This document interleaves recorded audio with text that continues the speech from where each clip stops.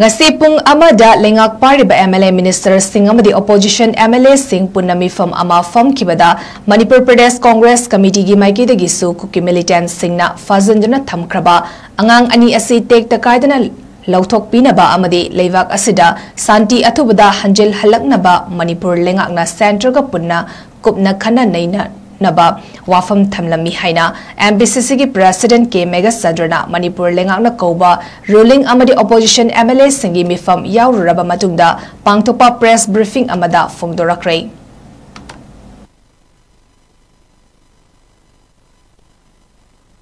ekoi congress ki side ki su ajo koi sarkar ne thamjaram ba wafam si athoba matamda ekoi phare thamang ani si tek takaidina thadu honaba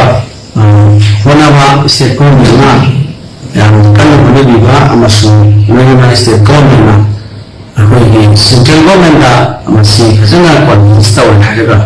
santi da ekoi understanding da khajana